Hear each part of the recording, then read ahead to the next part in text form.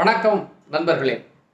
தமிழக மக்கள் முதலமைச்சர் விஜய் அவர்களுக்கு வழங்கிய மாபெரும் ஆசீர்வாதம் மட்டுமல்ல, இயற்கையும் கூட மிகப்பெரிய ஒரு ஆசீர்வாதத்தை கொடுத்திருக்கிறது என்பது மிக உறுதியான சமீபத்திய நடவடிக்கை மூலம் தெரிய வந்திருக்கிறது. ஒரு ஐடியா என்னையா, இவனை மட்டும் கர்நாடகத்துக்கு அனுப்பிச்சு வச்சிருக்கேன். காவேரியை கையோட அள்ளிக்கிட்டு தமிழ்நாட்டுக்கு கொண்டாந்துருவா சார். இவன் ஒரு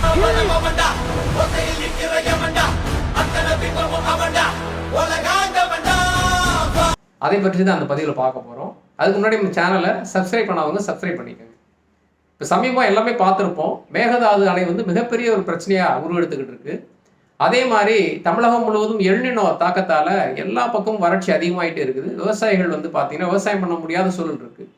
இந்த நேரத்தில் காவிரிலையும் பார்த்தீங்கன்னா தண்ணியை விடலை. உச்சநீதிமன்றத்தில் நம்ம வழக்கு போட்டு அதுக்கும் அவங்க மசியலை.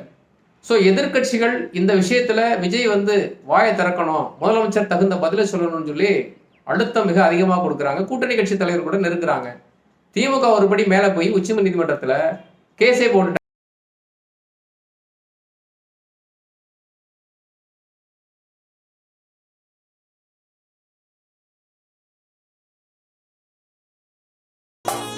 இந்த வருஷம்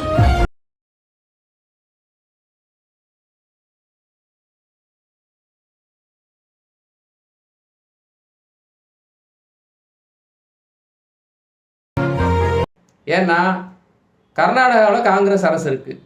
அந்த காங்கிரஸ் அரசோட எம்எல்ஏ தான் தமிழகத்தில் கூட்டணி அரசில் இருக்காங்க. கண்டிப்பாக பிரச்சனை பெருசாகும், ஏதாவது ஒரு மோதல் உருவெடுக்கும்.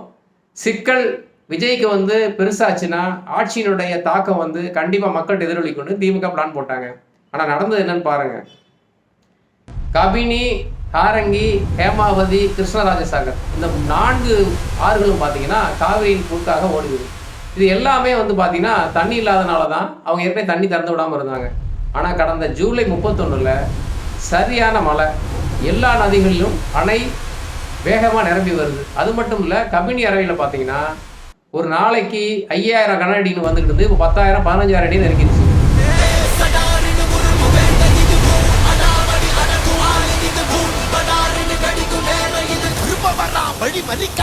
தமிழ்நாட்டுக்கு இயற்கையே சாதகமா இருக்குங்க. அதனால என்ன பண்ணிட்டாங்கன்னா, கர்நாடகா வேகமாக தமிழக அரசு கேட்டுக்கொண்டும் தண்ணீர் விடாத நேரத்தில் இப்போ 15,000 கன அடி தண்ணி திறந்து விட்டுருக்காங்க. காவிரியில் வெள்ளப்பெருக்கு வந்திருக்குன்னு சொல்லிட்டு இப்போ உத்தரவு வேற போட்டிருக்காங்க.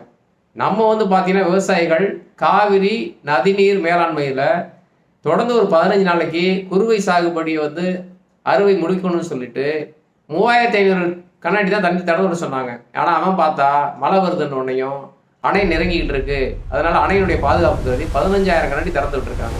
ஸோ இதுல என்ன தெரியுதுன்னா, விஜய் பெங்களூர் போய் பார்த்து பேசி ஒரு சமரச தீர்வு ஏற்படும், அதுக்கப்புறம் தண்ணி விடுவாங்கன்னு எல்லாம் எதிர்பார்த்தாங்க. ஆனால் அதுக்கு முன்னாடியே இயற்கை கடுமையான மழை பொழிவை ஏற்படுத்தி தண்ணியை திறக்க வச்சிருச்சு. ஸோ ஒரு நல்ல ஆட்சி நடக்குது, மக்களுக்கு ஒரு நல்ல விஷயத்தை செய்கிறாங்க அப்படின்னா இயற்கையும் ஆதரவாக இருக்கும் அப்படின்றது நல்லாவே தெரியுது.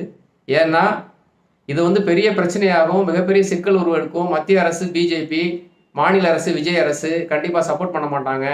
அதனால அவங்களும் என்ன நினைப்பாங்க, 2 பேரும் கூட்டணியில் தான் இருக்கீங்க, ஒரு முடிவுக்கு வாங்க பார்ப்போம் அப்படின்னு சொல்லி பிஜேபி எதிர்பார்த்தாங்க. கடைசியில் எல்லாரும் கணக்கும் பொய்யாகி இயற்கை வேற ஒரு கணக்கு போட்டிருக்கு.